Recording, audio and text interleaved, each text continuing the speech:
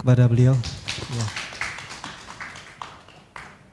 Hadirin, kami berikan kesempatan kepada audiens. Yang pertama Pak Hans untuk memberikan sanggahan. Silakan Pak Hans. Terima kasih ya. Tadi jawaban Pak Pendeta Muriwali saya itu sangat tidak puas ya. Kenapa? Di sini Bapak mengatakan bahwa Alkitab itu adalah firman Tuhan. Sudah pasti Yesus itu adalah, kalau dalam bahasa Islam itu kami nulis bahasa Islam, itu seorang nabi utusan Allah dan menerima Injil. Tapi faktanya buku-buku Injil yang Bapak pahami itu adalah bukan Injil, tapi menginformasikan tentang Injil. Seperti di Markus 1 ayat 1, inilah kisah Yesus, ini Injil tentang Yesus yang gitu ya. Tapi bukan Injil sendiri, tapi mengenai Yohanes 17 ayat 8, bahwa Yesus itu adalah memang menerima firman dari Allah, kemudian disampaikan kepada Bani Israel. Kemudian saya mengacu pada Yohanes 20 ayat 13 tadi. Apakah saya tanyakan, apakah ayat itu firman Tuhan? Sedangkan di situ mengatakan Yesus itu mati, kemudian diciri orang, berarti itu kan wartawan yang nulis Pak, bukan firman. Maksud saya begitu. Kemudian yang menerima firman dari Allah itu siapa? Kemudian sampai ditulisin di Alkitab itu. Ya, kalau bisa jangan melebar ya, sudah. Ya. Jadi saya menanggapi ya. Pernyataan Bapak tadi itu mengindikasikan ya bahwa Bapak mempercayai ada Injil yang asli ya begitu. Jadi ini hanya informasi tentang Injil ya, tetapi Injil yang asli nggak ada kan begitu ya. Untuk mengatakan ada Injil yang asli Anda perlu bukti Pak. Mengatakan sesuatu eksis ya. Sekarang tidak bisa menghadirkan yang asli itu seperti apa?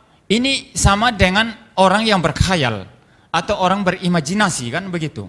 Oh ada sesuatu makhluk yang kepalanya 10, tanduknya seperti kerbau, tetapi mana? Nggak ada, kan begitu.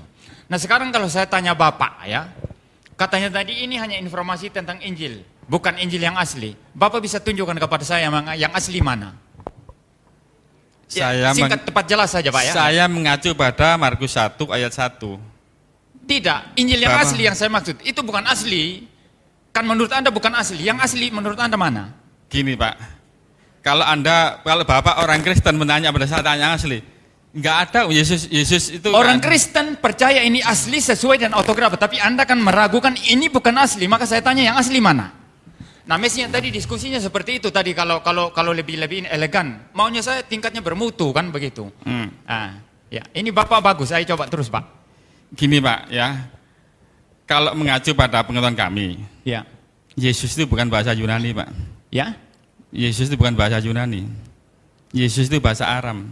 Dan firman yang diterima Yesus itu bukan bahasa-bahasa Yunani seperti yang ada pada kodek-kodek itu. Ya, ini kan asumsi. Sekarang saya minta yang menurut Bapak asli itu mana? Kalau ada sekarang saya ya jelas nggak ada Pak.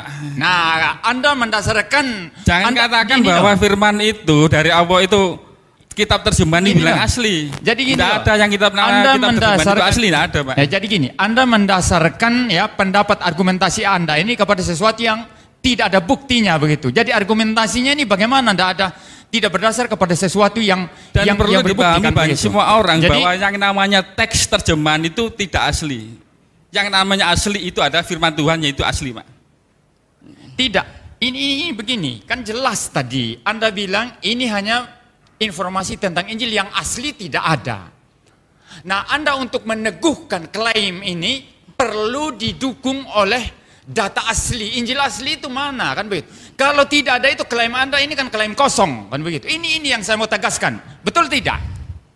Sesuatu yang tidak klaim kosong kan begitu. Kan ini kan begitu. Ya Ustadz Masud mau bicara, tapi saya kira ini waktu saya dengan ini ya. Dengan itu. Gini ya, Pak, saya tanya. Ya.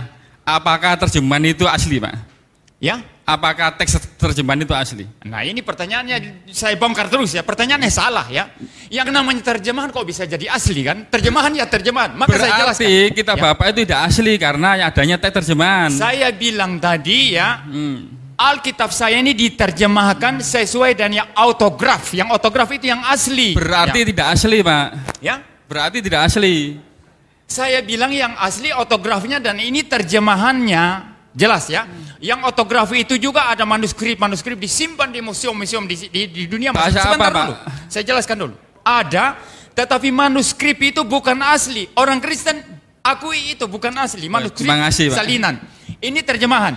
Nah sekarang begini, untuk memberikan pembelaan atas klaim saya, mengapa kalau Anda juga dituduh kan, Anda juga nggak pegang asli kan, begitu ya? Nggak pegang asli, kok percaya Alkitab? Anda tadi saya tanya, Anda bisa bukti kan? Dia bilang ada Injil yang asli, tidak ada bukti kan? Jadi klaimnya klaim kosong kan begitu. Nah sekarang Anda mana yang asli? Anda kan terjemahan juga. Nah saya memberikan argumentasi.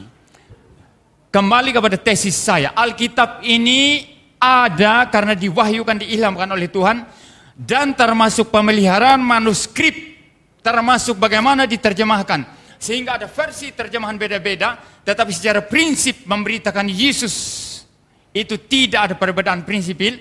Itu karena dijaga oleh providensi Allah. Sebentar dulu, saya jelas, belum selesai. Providensi Allah ya. Nah kalau demikian, kalau ini firman Allah, penerjemahannya dijaga oleh Tuhan, segala sesuatu dijaga oleh Tuhan. Problem apa kalau Tuhan yang bekerja? Ya. Nah sekarang gini, saya kasih ilustrasi sederhana. Semua di antara kita di sini, ya Muslim juga percaya, saya kira ya, mirip ya dengan Kristen. Kita ini keturunan Adam kan begitu? Ya betul ya. Betul. Adam ada di mana? Enggak ada yang tahu. Wajahnya seperti apa? Enggak tahu. Tetapi percaya tidak? Ini saya tanya Mas yang paling besar di depan ya. Adam itu manusia atau hewan? Manusia. Kenapa manusia? Karena yang saya yakini adalah keturunan Adam adalah manusia. Tidak mungkin ya saya diturunkan oleh monyet. Ya itu mungkin ya kalau pemahaman Darwin kan begitu ya. Tidak mungkin saya diturunkan monyet, sapi, babi, kambing. Begitu. Jadi Kristen ini ada terjemahan yang berdasarkan manuskrip yang masih dipelihara di museum-museum, ya, ditulis kalau dipimpin oleh Tuhan, ya pasti ini sesuai asli dan saya percaya. Sama seperti saya keturunan Adam manusia, saya manusia. Adam saya bisa buktikan ada, Anda bisa. Saya bisa lihat, fotonya ada, enggak ada. Tapi saya percaya dia ada. Oke Pak, Ya. saya lanjut Pak ya. Murid Yesus itu ada 12 Pak ya. Ya. Murid Yesus itu ada 12 Pak. Jadi topik ini sudah beres ya. Kenapa kok hanya ya? Belum Pak, belum. Saya tidak yakin ya. Kok melompat kayak 12 murid? Kenapa yang yakin Bapak itu hanya 4? Sedangkan Lukas dan siapa itu Matius itu bukan termasuk murid Yesus. Nah, ini pertanyaan berbeda. Pertanyaan berbeda. Makanya saya akan mengacu pada teks apa firman Tuhan. Ya. Kenapa yang penulis penelitian tidak diakui firman Tuhan, dianggap sesat seperti Barnabas itu? Atau muridnya lain, ada 47 Pak, kira-kira Injil. Iya, jadi gini. Kenapa itu tidak diakui juga sebagai firman Tuhan? Pak Hans, ya, silakan. Saya jawab. Ya. Saya sudah paham, saya jawab ya. Jadi gini, Anda menggunakan, nih kembali lagi, saya argumentasinya presuposisi ya. Anda menggunakan presuposisi, Anda perspektif Anda, ya worldview Anda ini untuk kemudian meragukan iman saya yang saya sendiri tidak berpikir seperti Anda. Jadi Anda akan berkata penulis Injil itu banyak ya. Kristen berkata tidak banyak ya penulis Injil. Yang nulis Injil ya di sini yang tercatat di dalam Alkitab, kan begitu. Jadi Anda bilang Barnabas tulis Injil, itu kan klaim Anda, kan begitu ya. Ya. Sekarang sebentar dulu, itu klaim Anda, bukan klaim Kristen ya. Jadi Anda mengklaim Barnabas tulis Injil dan lain sebagainya, semua tulis Injil, kan begitu. Nah, tidak harus, saya menjawab sekarang, tidak harus semua murid itu tulis Injil. Sama seperti kalau Anda punya anak-anak di rumah ya, yang satu mau jadi dokter, silakan. Satu mau jadi pendeta, Anda orang Muslim ya. Satu mau jadi ustadz, silakan ya gitu. Satu mau jadi perawat, mau jadi orang bisnis, silakan. Tidak ada keharusan. Yang jadi dokter silakan jadi dokter. Nah, murid-murid Yesus yang bisa nulis dan dipimpin oleh Roh Kudus untuk kemudian mereka menulis, silakan menulis. Yang hanya bisa khotbah memberitakan Injil, silakan bisa berkhotbah dan memberitakan Injil. Tidak ada problem di sini. Jadi pertanyaannya apa? Baik, pertanyaan saya Pak, penulis banyak ya Injil itu ya, Injil Maria, Injil banyak macam. Kami stop dulu. Ya, kenapa yang hanya diakui 4? Itu loh Mas Pak. Mohon maaf, kami stop dulu karena teman-teman, itulah cuplikan video dari seorang pendeta, yaitu pendeta MYM. video tersebut ketika ia menjawab pertanyaan saudara kita umat Islam.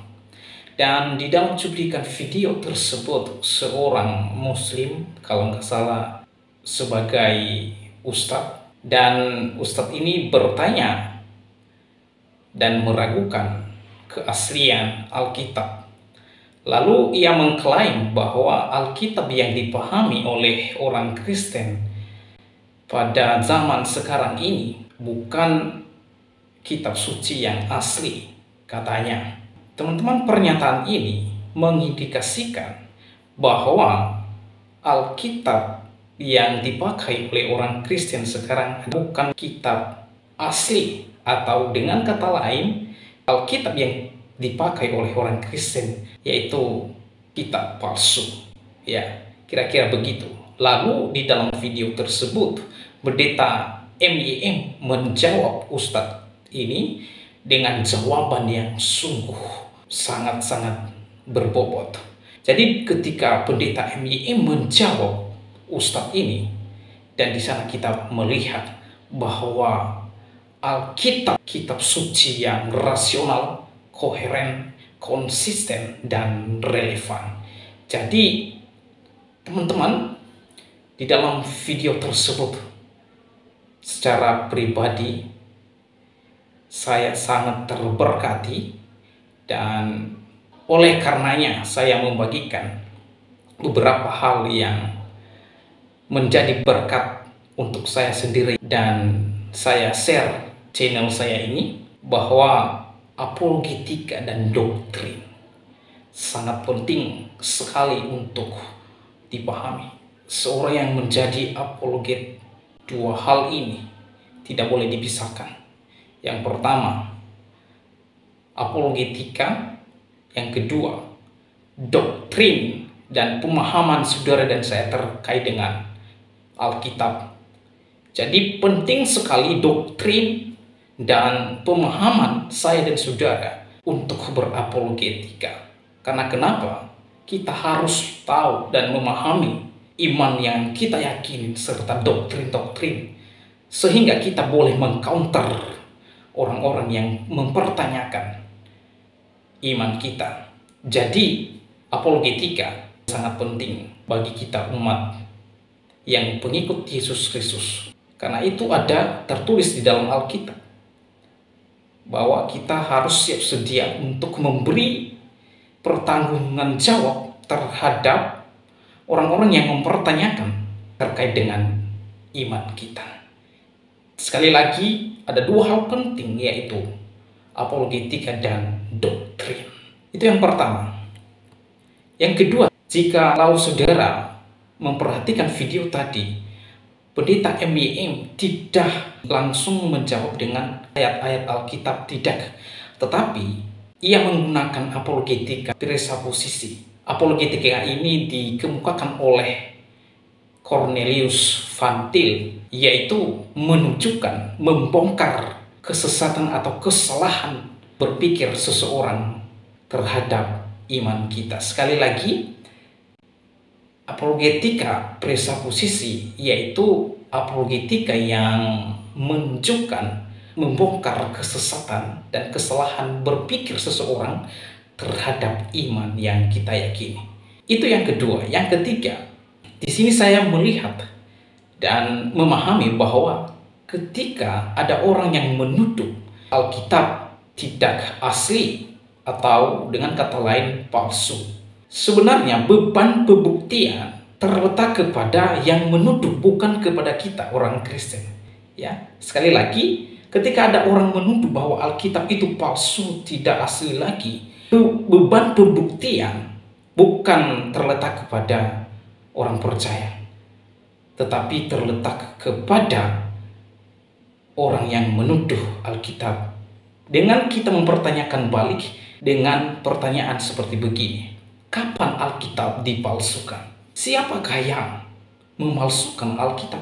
Kalau Alkitab palsu, berarti Anda atau kamu punya aslinya. Jadi pertanyaan ini teman-teman, pasti mereka keteteran untuk menjawab. Teman-teman, ketika ada orang yang bertanya kepada saya di dalam media sosial yaitu Facebook. Lalu saya memakai pertanyaan ini. Orang ini yang menuduh bahwa Alkitab kalian itu bukan kitab suci yang benar karena ditulis oleh manusia dan sudah bercampur dengan tangan manusia. Lalu saya gini, baik, saya menghargai pendapat Anda.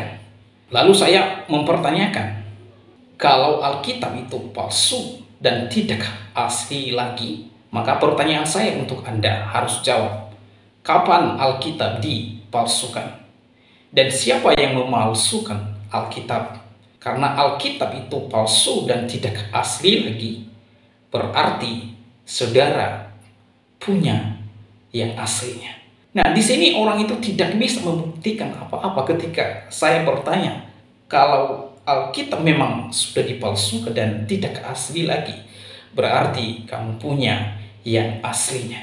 Dan di sini dia keteteran dan tidak bisa membuktikan apa-apa. Maka di diskusi itu saya tambahkan, karena Anda tidak menunjukkan aslinya, maka klaim Anda adalah klaim kosong. Anda mendasari pernyataan Anda pada sesuatu yang tidak ada dasarnya. Apa yang saya sampaikan kepada teman-teman di sini perlu sekali untuk kita memahami dan belajar apologetika. Kemudian kita harus menguasai doktrin, pemahaman yang benar terhadap kitab suci yang kita imani. Jadi di sini Pak Pendeta MYM melakukan sesuatu yang sungguh sangat berbobot ketika ia menjawab orang ini, sehingga penanya tersebut keteteran dan tidak berkutik sama sekali. Teman-teman, demikianlah video saya kali ini. Sampai jumpa di video saya selanjutnya. Kiranya Tuhan Yesus memberkati kita semua. Shalom.